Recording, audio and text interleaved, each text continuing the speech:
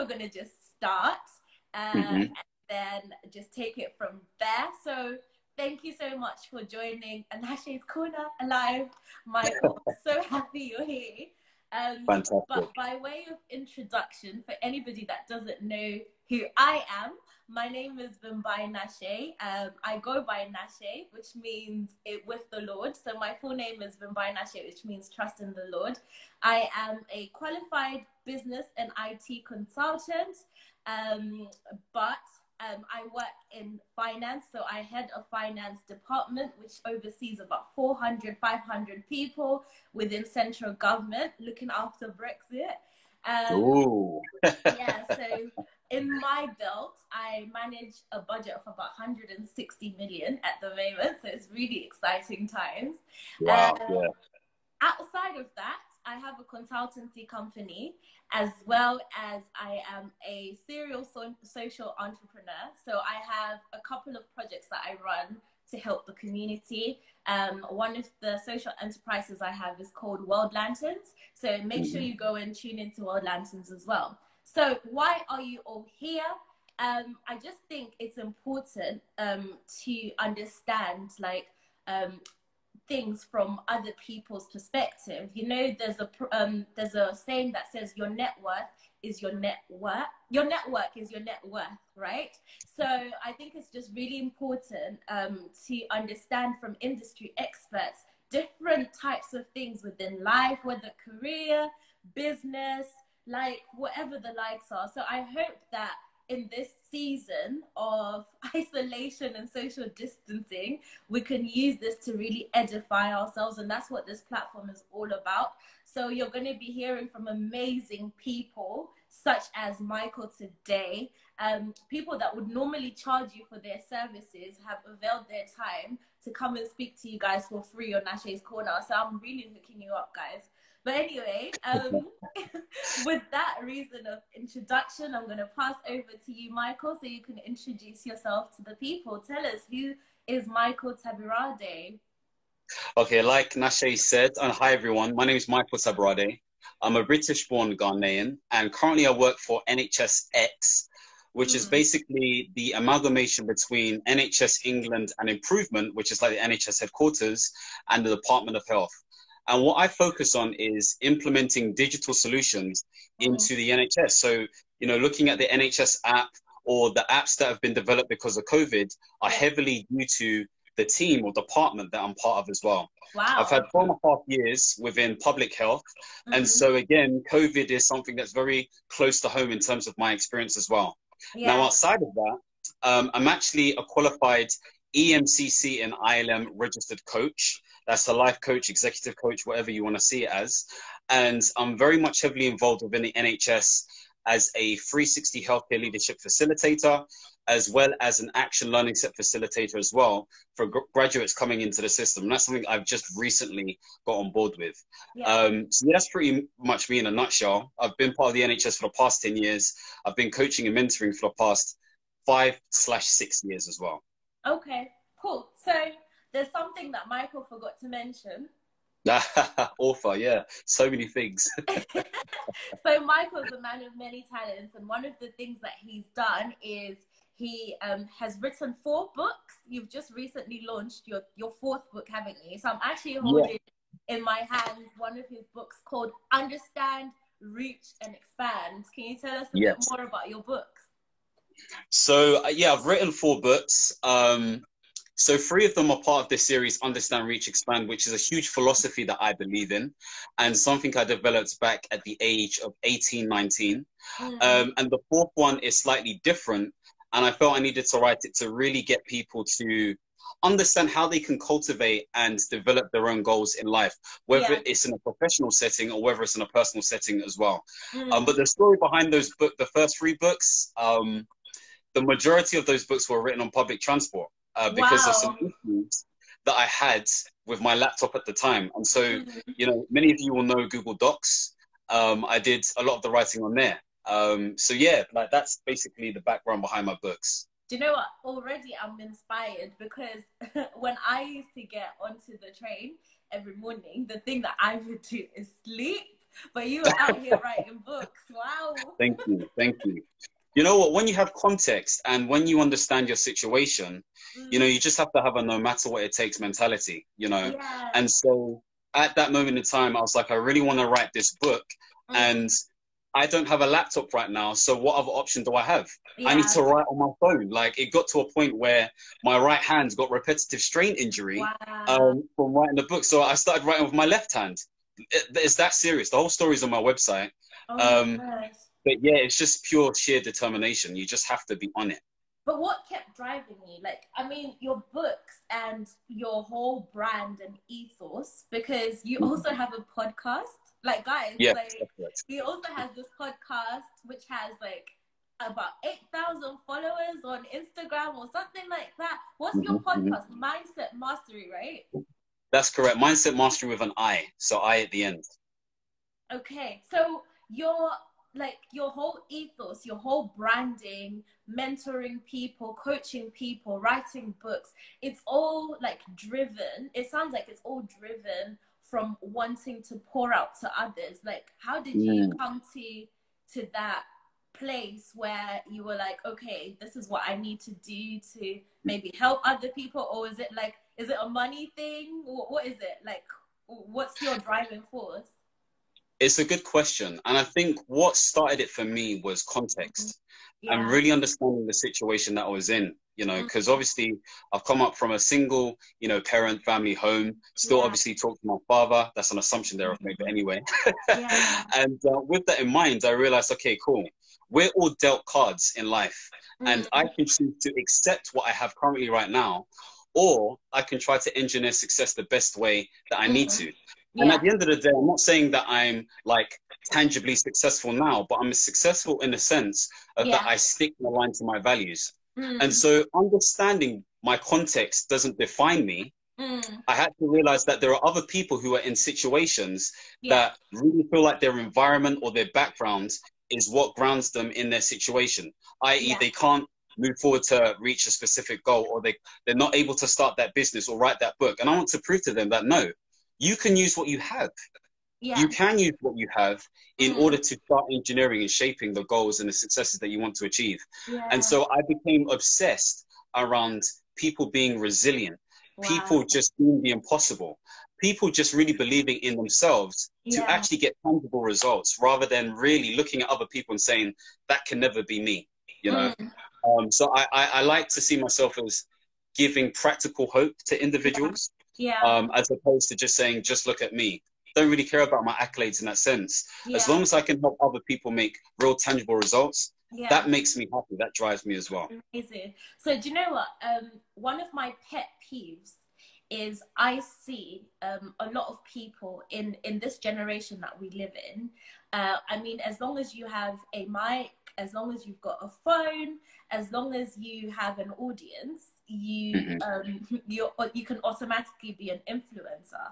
And sometimes I see like people, like for example, I've been in consultancy for like almost 10 years, and so when I talk about like the consultancy that I do, I know it comes from like experience. It comes from actually studying and being equipped from these things. Whereas somebody can wake up and say, this is the way to make money, or this is the way that I'm going to gain a following or approval, so I'm going to do this. So what equips you to be able to pour out to other people? I warned you to get a drink at the, because the questions are going to be like fire.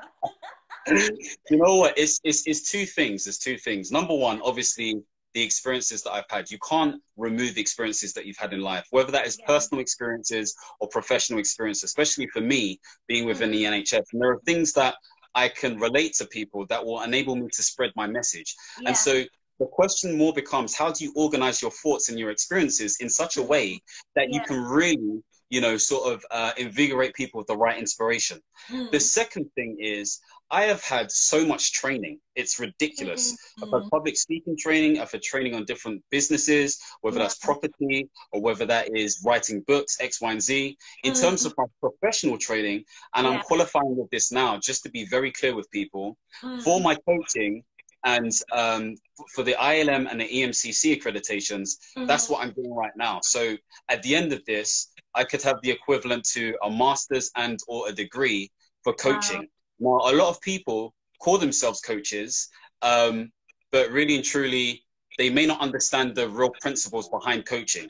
You know, most Mm, people understand that there's effective questioning, active listening, X, Y, and Z, but there are yeah. certain things you need to do to qualify yourself to be a real, like, actual coach or real Okay. actual mentor, you know? Yeah. And so for me, that's how I differentiate myself from the market. Like, Mm, have these qualifications in place. I'm using it professionally within industry, and yeah. obviously with all of these other assets that I'm building, that Mm, creates more credibility as well. mm.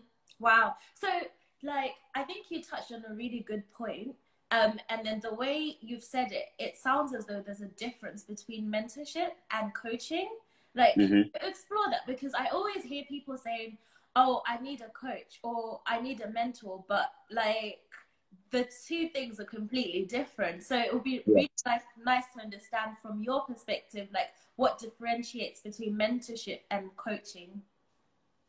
that's a very good question. So before I even answer that, I would say most people are looking for a mentor, but they need a coach. Yeah. Okay.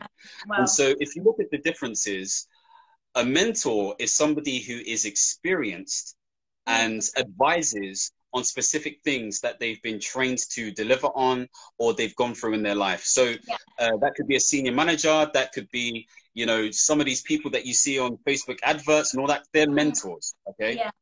They kind of direct you, they're directing with their approach. With Mm, a coach, they do three main things. Number one, they increase your self-awareness, okay? mm, Number two, they allow you to understand what choices you have in your life. And okay. number three, they allow you to understand that you are solely responsible for what decisions you go out to make. So Wow. what a coach does really well is that Yeah. they have to be trained at asking effective questions, okay, Mm, and mm, also have deep listening. And with that deep listening, they need to be trained around psychological concepts and understanding how you communicate in terms of your body language, your tonation, and mm, all of that stuff there. Now, a mentor can do that too, yeah. but they can choose to just tell you what to do.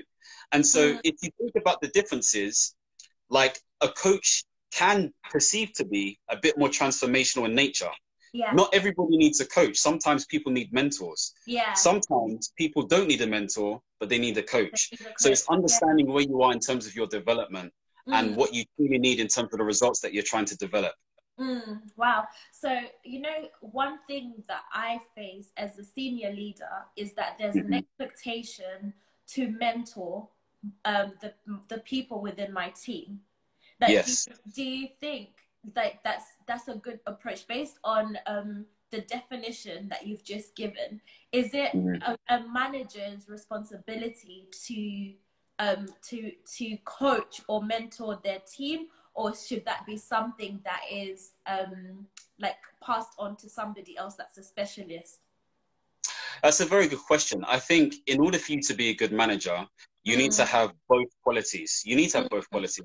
So, for mm. example, if someone is coming into the organization for the first time, I Yeah, don't think they want to hear you asking questions like, so what are your thoughts on X, Y? Like, you have no clue of the organization. yeah, So you need yeah, someone who can tell you what to do in that instance. So mentorship is key. yeah. However, if you've been in the organization for a while, in Mm, order for me to empower you as an individual, yeah. there has to be coaching tendencies. And those coaching tendencies have to, well, basically, that means you have to have the right level of emotional intelligence to Mm, observe your staff and mm, ask the right questions that enable and empower them to make the decisions themselves, obviously aligned to the mm. business goals. So if you Yeah. don't even give them a chance to do that stuff, Mm, you're not giving them the opportunity to develop as potential yeah. leaders. You're Yeah. not even giving them the opportunity to feel like they're being trusted. There's a Mm, whole host of different things that you're leaving out on the table if you're mm. not actually putting in coaching skills into your leadership. Okay, wow. Okay. Do you know what? Mhm. I'm seeing comments streaming already. Just to let everybody know, there will be an opportunity to ask questions to Michael at the towards the end. So at the moment I've got fire things here, but please take your questions because we're gonna have like an opportunity for you to ask some questions as well. I think like the next thing that I was just wondering, Mhm. because, and people always ask me this, so I'm always interested to hear it from another person's perspective. you're an Mm-hmm. author, you're a brand owner, you are a mentor, you're a coach, like you're a business owner, you have all these things that you're doing.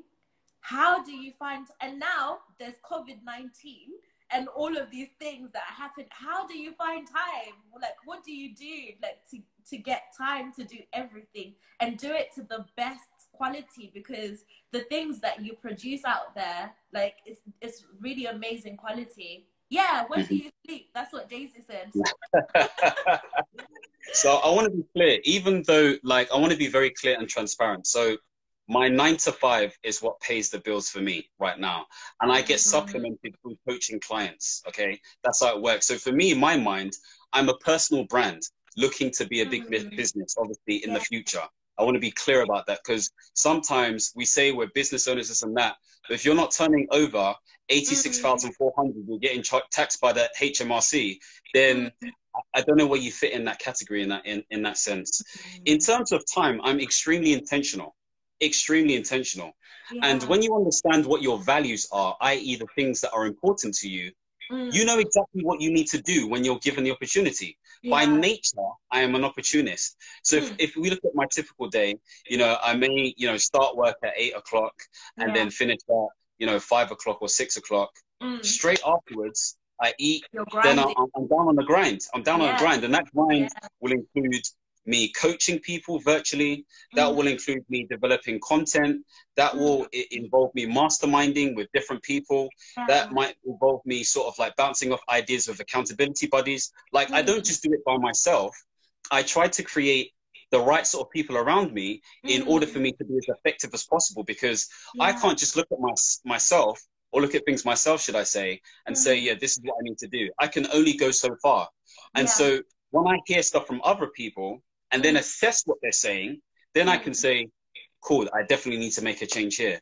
So it's values that really drives what I do in terms of like my productivity, but it's also looking at the inferences of data, either based on what other people are saying or based on what my metrics are saying as well. It needs to be driven that way. Otherwise, I'm just wasting my time.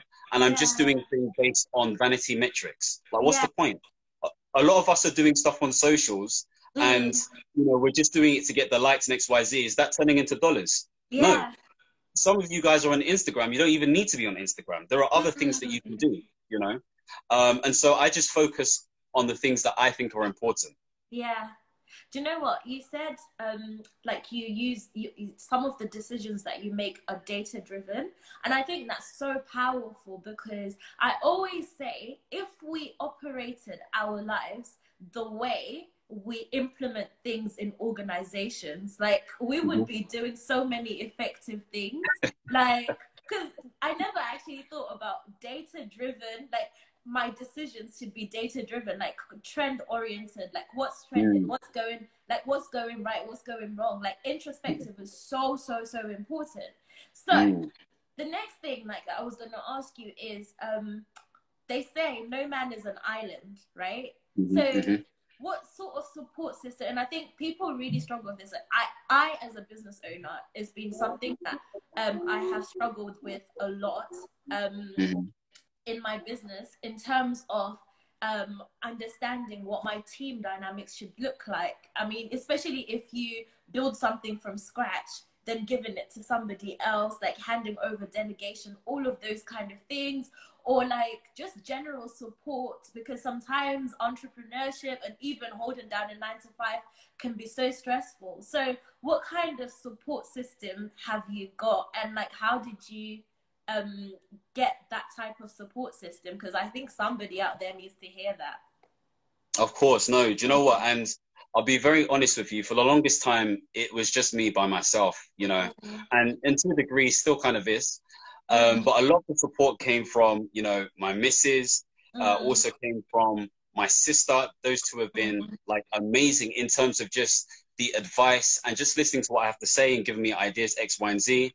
In terms of the practicals, again, that was a lot of me, or me paying for other people to actually help me with that stuff. And only recently now I've started to develop you know, a team and everything else, a small team, obviously. And Yeah. obviously there are things down the line that we're looking to deliver. So people are focusing on the project management side of things and the business management side of things and the content side of things and everything else. Yeah. And I can already see how that could have positive effects in terms Yeah. of how my idea of business or my trajectory towards the business I'm trying to develop will change. Mm. So all I can say to you is, for people who don't have that support, I think Yeah. the first thing you can start doing, and I can only say this based on my experiences, is Mm. start masterminding. Like I Right. mastermind with an individual, I think 7 different individuals, all from different areas, but Mm. all with the right sort of mentality to succeed. Yeah. And we just talk about the issues we face, any sort of advice that we can offer, or if Mm. we're seeking advice, we ask it there and then. We spend about 2-3 hours, sometimes even 4 hours, just Mm. like connecting and fusing our brains. You Yeah. come away feeling inspired. You come away with practical advice. You Mm. come away with sometimes people wanting to help you, and you Yeah. can be quite more effective. Sometimes you can't find 7 other people to meet up with every single month. Yeah. So maybe the alternative is having an accountability buddy. And that's how I actually started myself. I Mm. found someone else. Actually, they found me and said, do you want to be an accountability buddy? And I Yeah. said, yeah, why not? And so we were accountability buddies for about, I would say, 6 months. I Mm. fired them, found another one because I was Wow. like, You fired them after they came to look for you. yeah, because like I just realized there was a lot of talk, but they didn't really align to my energies. And I think someone else alluded to that in the chat actually. Like the Yeah. energies need to align, and you Mm. need to be able to feel and also see that they're about their business as well. So Yeah. for the past 2 years, I've had this accountability buddy, and it really helps, especially if you do it in a measured way. Like, you know, we track everything. We have the objectives, we have the tasks, what we've actually done, Yeah. lessons learned, and how we would rate each other out of 10 in terms of our effort. And so Amazing. that was a great way of just really measuring, you know, Yeah. output and success. So how do you feel when somebody gives like rates you a 1? You've put in your I just best have to and deal then with it. they give you a 1. I just have to deal with it. Like, Yeah. you know, I think I got to a stage in my life where I had to realize that in order for me to be successful, Mm. I need to make sure that I align to my values. Yeah. And that meant Mm. me living a life of authenticity, or at least being as Amazing. close to authenticity as possible, you Possible. know? And Yeah. so if someone's given me feedback, I can choose to accept it or ignore it. Mm. But they're saying it for a reason. So I need to understand what that reason is. And Yeah. so I just needed to let my guard down and Mm. receive that information, because you would imagine, especially if they're your accountability buddy, they're Yeah. giving you that advice for a reason, because they want Mm. you to grow, because it benefits them as well. Yeah. I mean, like, it's always hard as well. Like, I mean, because you're such a successful person, yeah, in my eyes, because Well, I'm it saying depends in what you my mean by eyes, success. pardon, exactly, and I was gonna say in my eyes because I know that you are your number one critic. Mhm, Because mhm. each time you deliver something, even if we applaud you, no matter how much we applaud you, you're like, oh yeah, but I just need to review it and make sure that, like, you're always criticizing your own work. And I think that's Mm, such an inspirable or inspiring character trait to have, like mm, to have a willingness to learn even from yourself. Um, mhm. but how do you ensure, for example, the people that are in your circle are the right people? I know we spoke about the right vibrations, the right energy that's in alignment with you, but then sometimes the difficulty is people want to compete with you. There's healthy competition Trust and then me. there's unhealthy competition. So, like, how Yeah. do you how do you navigate that challenge, and then how do you cut people off when the vibrations are like not in the right place? That's an extremely good question, and I think people need to hear it. So you'll hear me repeat a lot of the same stuff because I'm that person, you know. And so I'm going to come back to values again.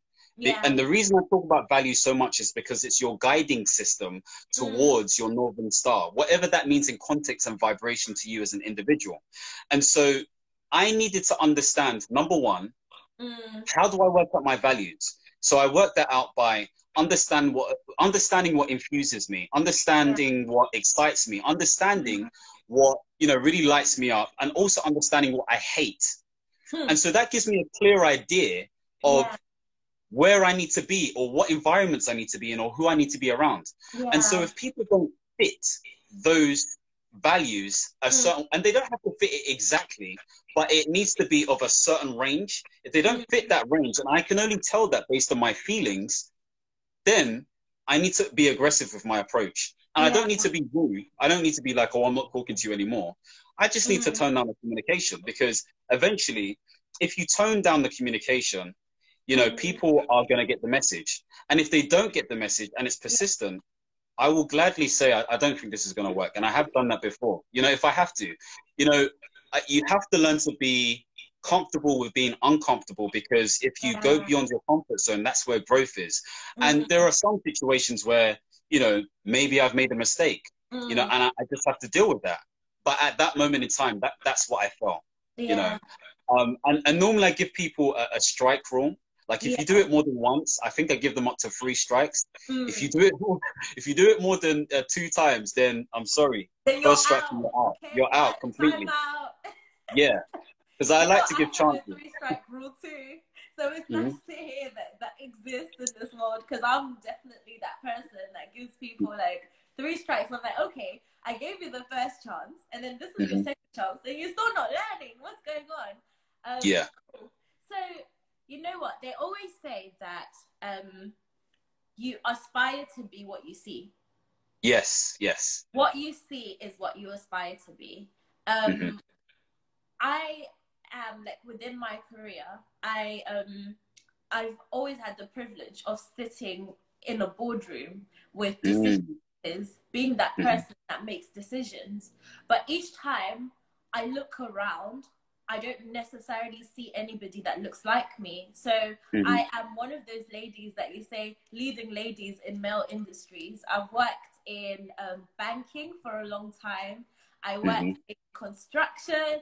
I work in central government now. I've worked in local government authority, and most times within the boardroom where there's CEOs and COOs and directors, I'm the youngest, the only woman, and the black person in the room. So, like, what drives you? And I know you alluded earlier to say that you don't necessarily even speak to your, like, you don't really have a close relationship with your father. So, like, I do. Sorry, I definitely do. But he's not. He doesn't live with me. Yes, he doesn't live with you. Sorry, yes. So your dad doesn't. Oh, didn't live with me, should I say? Sorry. So how do you then aspire to? Because people are talking about black excellence. People have been mentioning black excellence.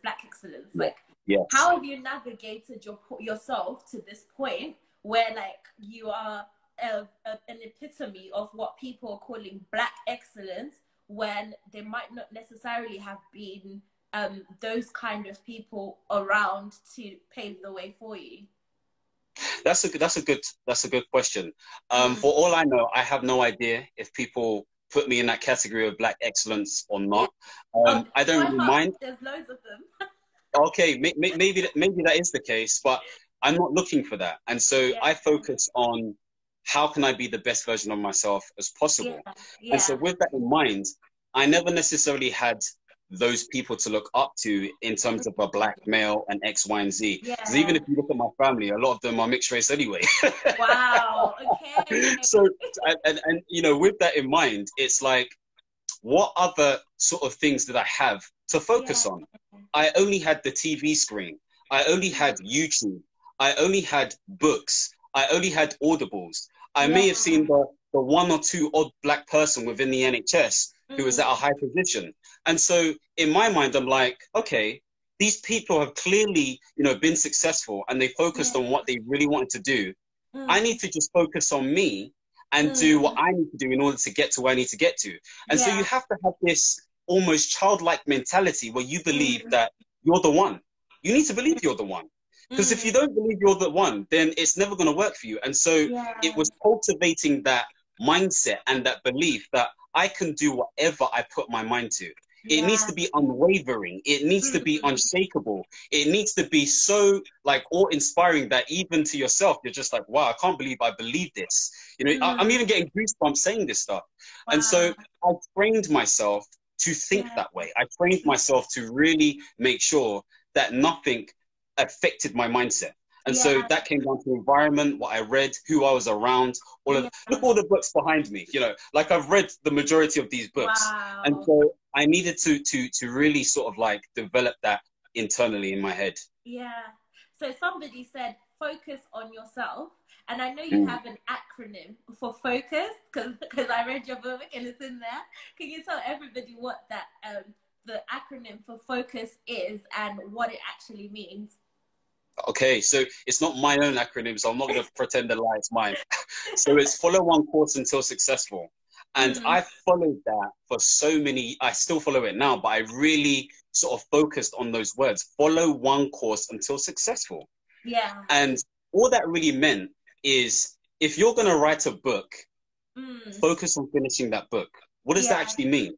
If Mm. we use me as an example, my first book Mm. was, I started writing it on the 25th of January, 2017. I thought I Mm. was going to finish it in a month. Yeah, that was silly thinking. But I said, I'm going to write every single day, no matter what, and I'm not going to look back. And if you stick to just doing that one task, what do Mm. you have? You don't just have one book, you have many books because you've trained yourself to Yeah. actually put yourself in a position. And Mm. so that to me meant just not getting distracted, Yeah. funneling in your vision and Mm. sticking to what you're going to do long after the feeling had gone. Yeah. Huh. Okay. Wow. Like I wish I had an opportunity to be taking notes like everybody else, but I'm gonna have to definitely save this video so I can take my notes. What is the hardest piece of criticism you've received, and how did you navigate around it? I think I still get this. I give away too much information for free. Mm. I hear that all the time. Oh, Mm. Michael, like, I even heard it today, you know, you Mm. like giving away information for free, you know, Mm. like, you're this sort of person where you're like, oh yeah, are you free on Monday? Like, let me put you in my calendar and we can sit Yeah. down, we can talk. And I'm very freely given, you know. I Mm. think I get that from my mother because she's like that as well. Amazing. Um, yeah, but you know, I guess obviously if you're trying to develop a business, of course you want to give away information for free. That should be the Yeah. very nature of you as a personal brand.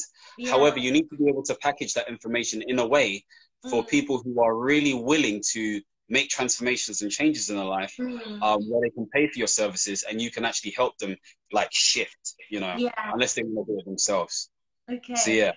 And what would be like for the people that you've actually helped to shift their mindsets, shift them like in terms of like the people that you mentor and coach, what kind of struggles have you faced as a mentor or as a coach? I think one of the biggest sort of like issues that I've faced or challenges that I've faced with somebody I've coached Mm. is their ability not to see past their limiting beliefs. Yeah. And that's a very hard thing to crack.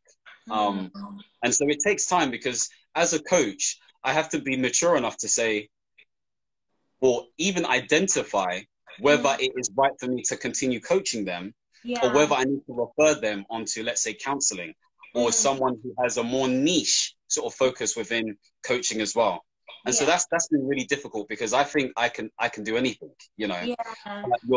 You are limited. Like as human beings, we are limited to a degree. And Yes. so for the safety and nature of that individual, Mm. you just refer them onto somebody else. So Yeah. that's a big challenge that I've faced Mm. in terms of limiting beliefs. Okay, cool. And so, as a black brand owner, Hmm. um, what kind of things, where do you think like black businesses or black brands go wrong in the way they operate? Whew. So yeah, like I'll be honest with you. I think, and this is not for every black. I want to make this very clear. It's not for Uh-huh. everyone, Uh-huh. but for what I've seen, for a lot of them, they Mm. focus heavily on the branding and marketing when they haven't even perfected their products or services. Yeah. They haven't even done the user research behind whether individuals actually want their products and services. Yeah. You know, and it's more a glamorous lifestyle as opposed to, well, a perceived glamorous lifestyle as opposed to, do you have a valuable product or service that you can actually deliver on? Yeah. And again, that's not everyone, because there are many that do deliver these services. But rather than focusing on glamorizing and branding and marketing, focus on really understanding your audience. Like, what are the problems that they're trying to solve? Is there a real demand for what it is that you're actually trying to, you know, develop, you know? And what sort of value do you bring as a business owner or a brand owner in terms of what you're doing? I think that's one thing. I think there's also this issue around maybe even collaboration, so to speak. And we have to find more of an innovative way to be more collaborative from a commercial point of view. Now, obviously, this you could argue this is a collaboration, and this is a form of brand awareness. But from a business point of view, how are we making monies from this, if that makes sense? And so there's an issue maybe of trust. There may be an issue of skills. Maybe there's an issue of understanding the collective fundamentals of what business looks like. So there's all these different things that come into play. So yeah, these are some of the ideas. I could continue, but I think I'll leave it there for now. I think DJ Principal just raised a good point. He said, people don't want to pay though. Like, I remember one time I was like, okay, cool. Like, my consultancy was really, really picking up, and then trying to balance between consultancy, social entrepreneurship. At that point, I was writing a book and also holding a 9-to-5. It got so much. So then I decided, you know what? Like, it's probably time. You know, like, you know, when you feel that confidence like that, I think it's really time for me to jump in and like concentrate on business like full time, because my businesses need me to look after them full time for now.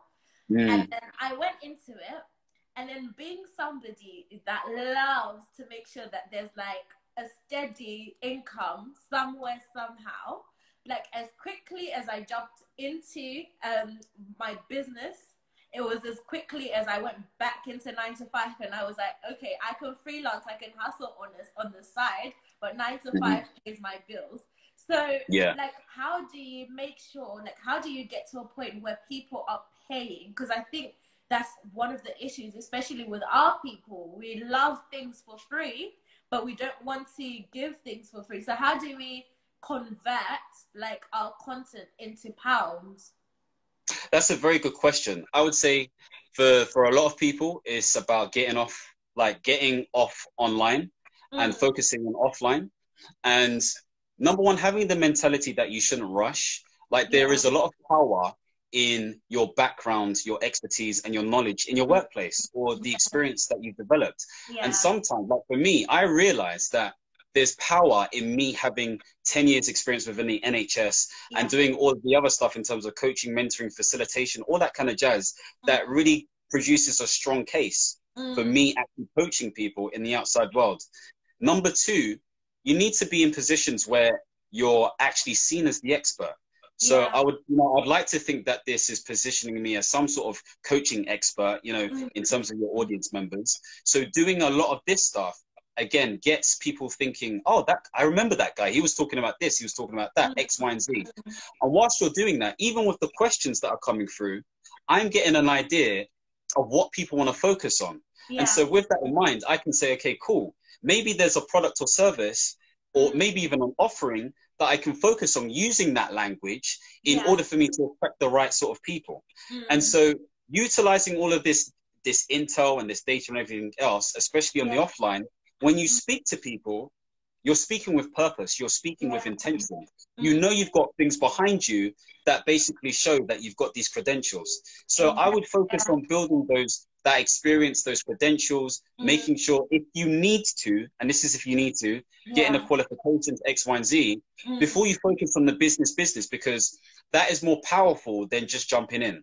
Now, obviously, there are some examples where people have just jumped in and it's worked for them. And that's a question of whether they understand the science behind it or whether they were lucky. I can't comment on that. But for the majority of people, it doesn't just work like that for them. So it's about building yourself, building your experiences, building your data intel, getting out there, going to as many events as possible, and not being scared to be proactive, to even say, hey, are you looking for any speakers, or are you looking for someone to be on your podcast? Honestly, all of these things help.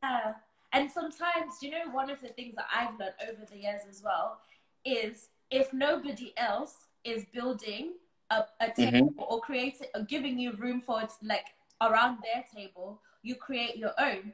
Do you know, honestly speaking, that was one of the reasons why I started World Lanterns at the point that I started it, because I had so much love to give, but I just never had an opportunity or a platform that was available for me to like show love or like to create conversations like this. And I was like, well, I have loads that I want to speak about, so I'm going to put on an event where I'm going to talk about it, but I'm not just going to talk about it. I'm going to bring other people on board that know even more than me to talk about the things that they know, because I think there's so much power in humility and knowing that I don't know everything. I know something, but let's work together and let's create platforms where we can, like, where it will not just help me, but it will help other people. So I'm going to, for the sake of time, I'm going to ask you like 2 more questions, and we're going to open up to the audience. Cool. I've literally just lost my trail of thought, so bear with me 1 second. No worries. Good stalling there. What was I going to ask you? It's literally just gone. What is this? I have no idea.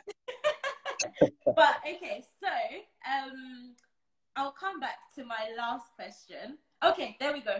In this COVID-19 season, like a couple of us are kind of going crazy in the house because some people, personality types, are extremely extroverted. Some people are loving it like because they're extremely introverted.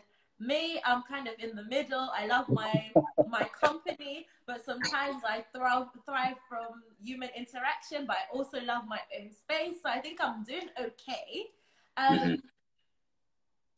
As your client, what kind of advice would you give us in terms of having a routine and actually keeping motivated? So that's an interesting question, because as a coach, I wouldn't be giving you advice. Okay.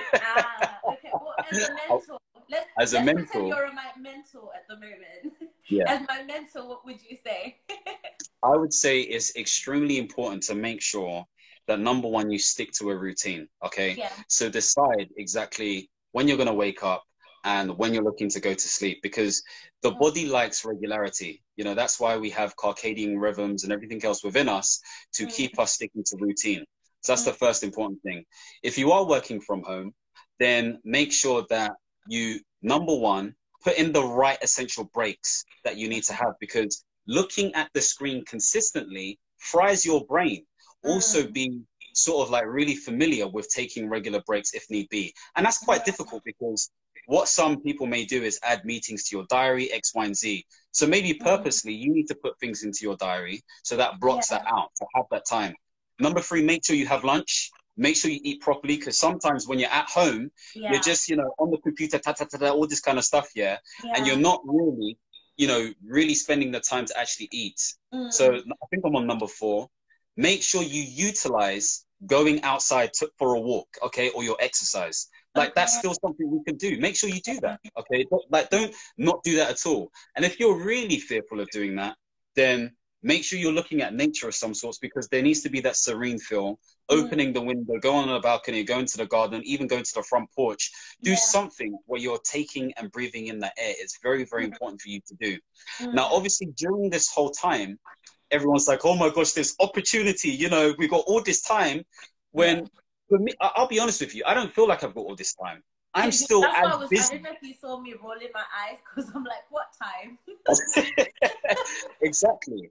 And so you need to be very clear about, okay, what has actually changed? What hasn't changed? What am I learning from this? and how am I going to capitalize? And when I say capitalize, I'm not talking necessarily financially.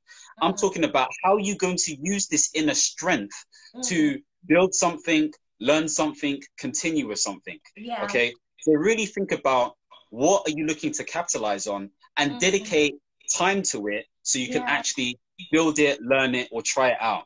Now, obviously, there's going to be many people who are going to be finishing shows, whether that's Money Heist, Vikings, you know, whatever. I haven't even touched Money Heist. Everyone's talking about it, but I don't have time for that right now. I've got so much to do, you know. And so, yes, spend time doing that stuff, but only give yourself maybe the opportunity to watch one show. If you're feeling a bit naughty, maybe two. But then for the next 2 days, you're focusing on learning or doing something. I did this exercise with one of my coaching clients, and we went through something known as the Eisenhower priority matrix. And many people would have known what this is, but effectively you're ranking your tasks based on what is important and what is urgent.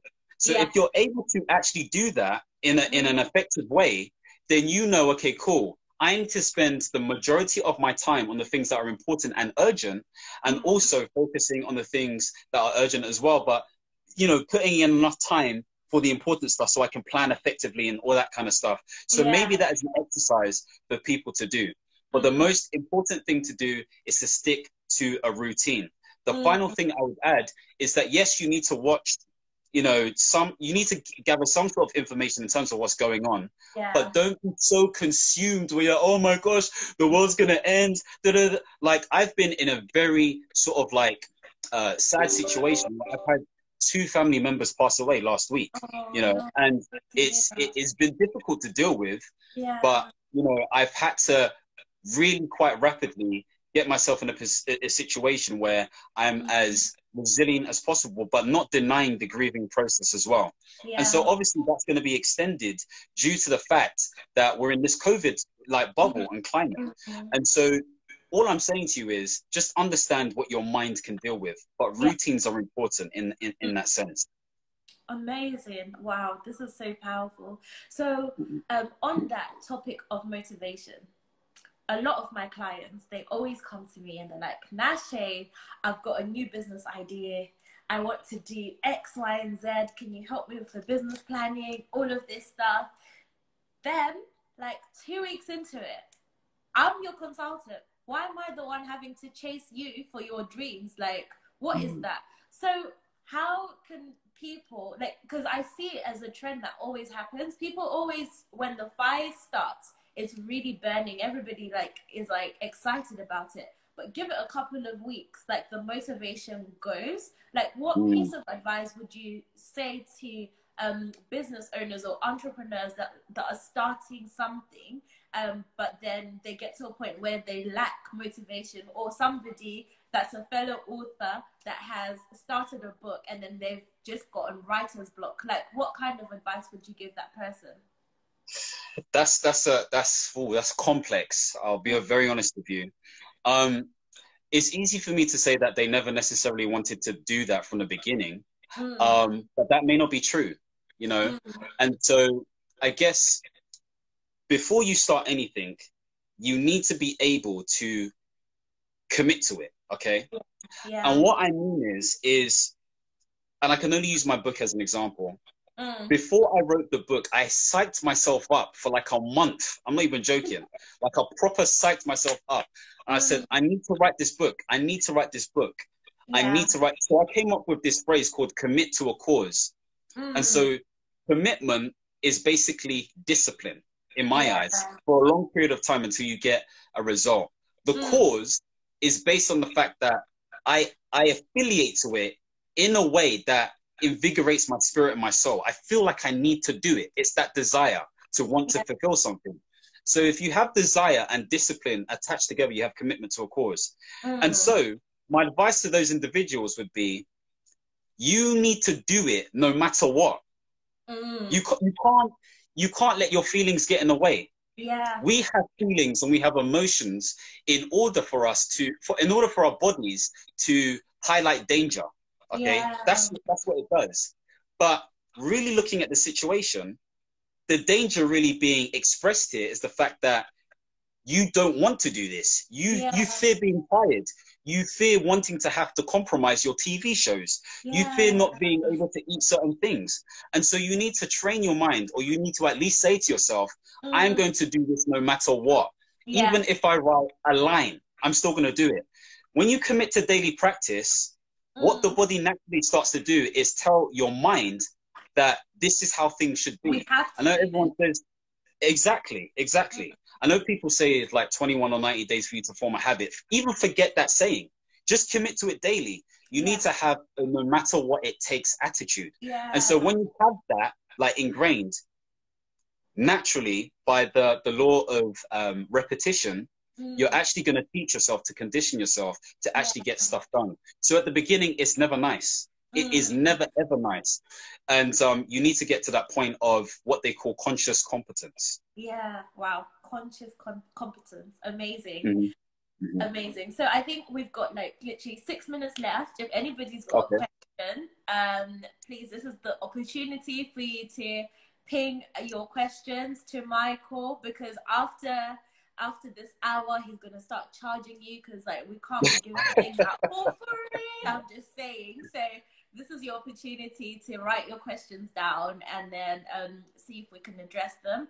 But this has been so inspirational, and like there's just so much value in these kind of conversations, and I hope everybody that's been tuned in has been gaining something from this. Whilst people might not have another question, maybe I can quickly squeeze it. Go ahead. I think it's slightly delayed anyway. Yeah, so like what piece of advice do you, somebody has said, what are your top 5 book recommendations? Good question. So I would say the first one is The Laws of Success by Napoleon Hill. Definitely say that.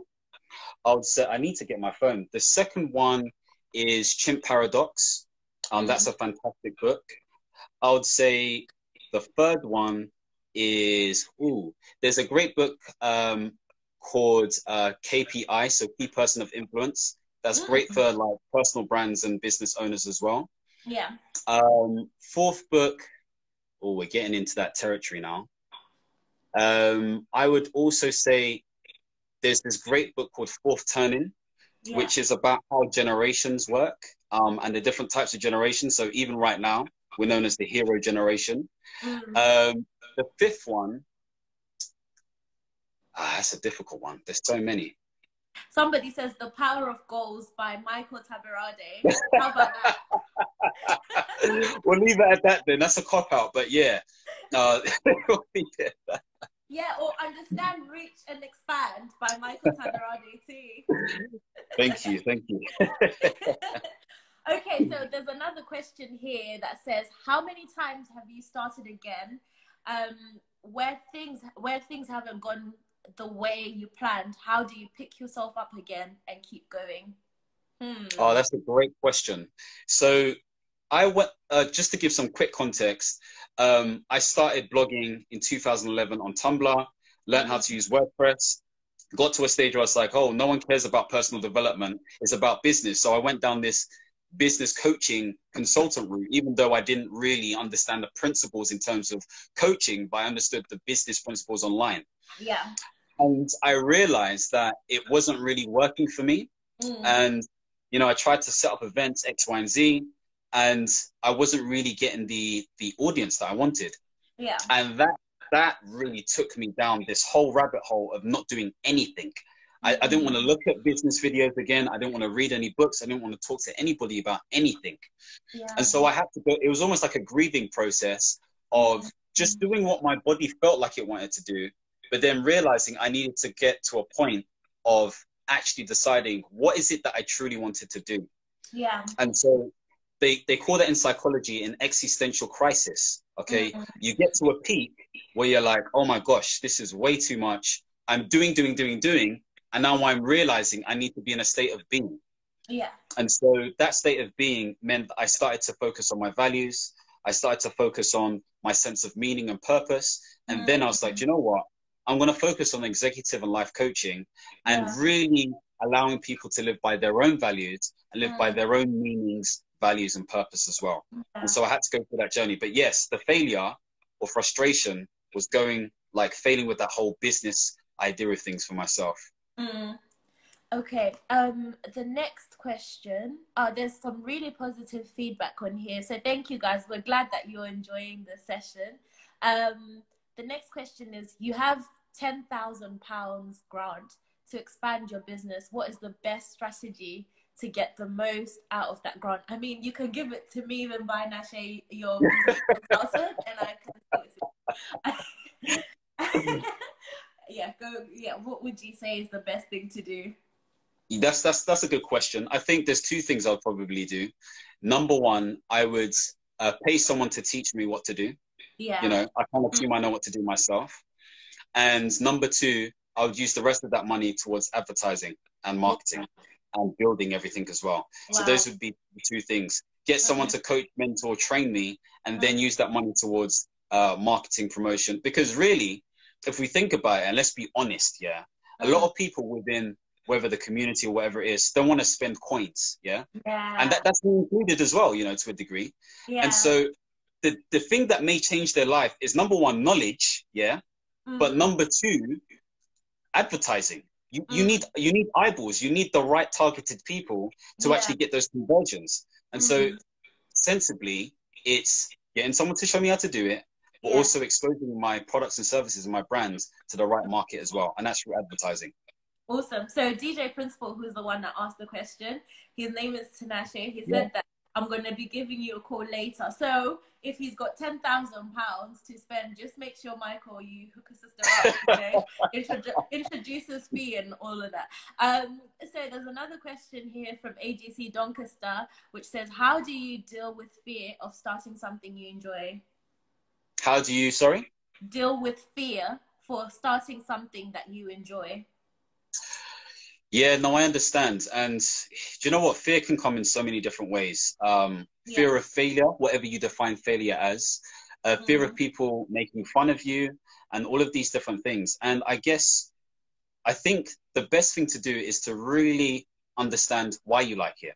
Okay. In coaching, there's something known as affirmative inquiry. And so what you focus on is the positive aspects of it, or why you're drawn to specific things, as opposed to focusing on the negatives. So you have to get into a ritualistic mindset every single day of either writing what you're grateful for, or either writing down reasons why you really want to pursue this thing. Maybe you need to, like I said, you know, earlier on, talk to people about it. You know, sometimes healing comes from expression. You want to talk to friends or family members. Maybe you want to get an accountability buddy so they can actually help you make yourself accountable and accountable to them. Maybe you want to join certain groups and forums. Whatever it is, sorry, Michael, I'm going to have to cut you because we literally have 55 seconds left. But no worries. For Instagram's going to hate and cut this. I just want to say thank you so much for being on the platform. And I'm pretty sure, based on everybody's feedback, you're going to have to come back and expand on some of these things as well that we started talking about today. Thank you, everybody, for tuning into Nashe's Corner. Next week, we have an amazing lawyer who is a women's rights advocate that's going to be joining us, talking about domestic violence, human rights, just life stress and how to get over it. Please follow Michael at Michael Tabirade. If anybody needs his handle and you've missed out his contact details, contact me and we'll be in touch. But yeah, thank you so much, Michael, and thank you everybody for joining.